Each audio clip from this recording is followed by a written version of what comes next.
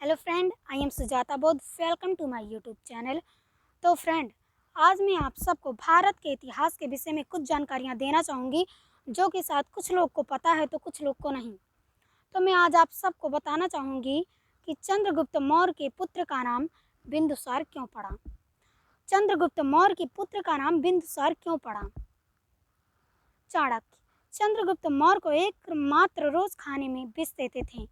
विष की मात्रा बराबर बढ़ाई जाती थी और एक दिन एंथेना गर्भवती थी। एंथेना चंद्रगुप्त मौर्य की पत्नी थी। एक दिन प्रेम बस एंथेना ने चंद्रगुप्त मौर्य की थाली से एक कौर खाना निकालकर खा लिया और खाना खाते ही विष ने अपना प्रभाव शुरू कर दिया और तत्काल राजवैद्य को ने शल्य क्रिया करके बच्चे को बचा लिया, परंतु विष का कुछ असर बच्चे के दिमाग पर हो गया था। इसी कारण से उस बच्चे का नाम बिंदुसार पड़ा। अब सवाल उठता है कि चाणक्य चंद्रगुप्त मौर्य को एकमात्र रोज खाने में विष क्यों देते थे।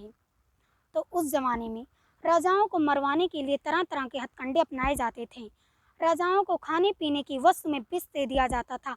विष का न्याय पाली जाती थी और उनके द्वारा राजाओं को मरवाया जाता था।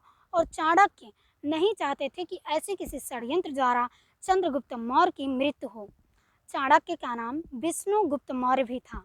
वह अर्थशास्त्र के बहुत बड़े पंडित थे। अब मैं बात करना चाहूँगी कुछ पुस्तकों के बारे में। क्या वाल्मीकि रामायण तथागत बुद्ध के बाद लिखी गई है? यह बात किस श्लोक द्वारा सिद्ध होता है, आइए जानते हैं। वाल्मीकि रामायण सर्ग 109 के 344 श्लोक से यह सिद्ध होता है कि यह पुस्तक तथागत बुद्ध के बाद लिखी गई है, जो कि इस प्रकार है। यथा ही बुद्ध स्वास्था यथं नास्ति सत्र विधि तस्य माधि यह सवैया ततः प्रजानं सा नास्तिंगभिमुखो बुद्धा सतः। अर्थात जिस प्रकार चोर दंडनीय होता है, उसी प्रकार बुद्ध बौद्ध मतावलंबी को भी दंड मिलना चाहिए था। इस पुस्तक में तथागत गौतम बुद्ध को चोर व नास्तिक कहकर नीचा दिखाया गया है। इससे सिद्ध होता है कि यह पुस्तक तथागत गौतम बुद्ध के बाद लिखी गई है। क्या अग्नि पुराण तथागत गौतम बुद्ध के बाद लिखी गई है? अग्नि पुराण तथागत गौतम बुद्ध के बाद लिखी गई है, क्योंकि इस पुराण में तथागत गौतम बुद्ध का जिक्र इस प्रकार किया गया है।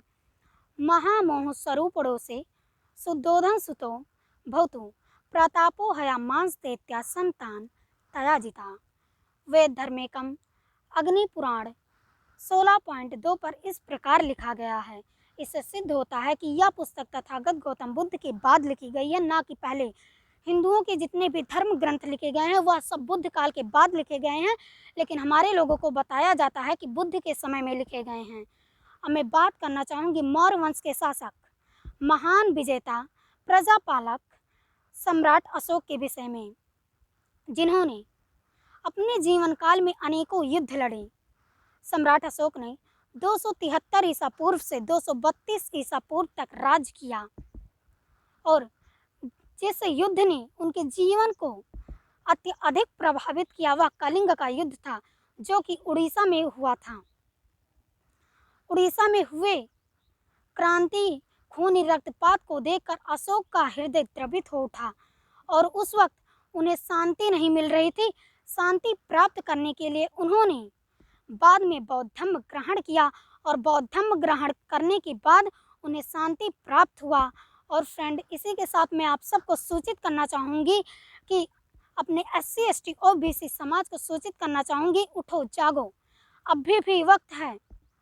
उठो, अंधविश्वास से निकलो, अंधविश्वास को दूर भगाओ, दिमाग की बत्ती जलाओ, संविधान को बचाओ।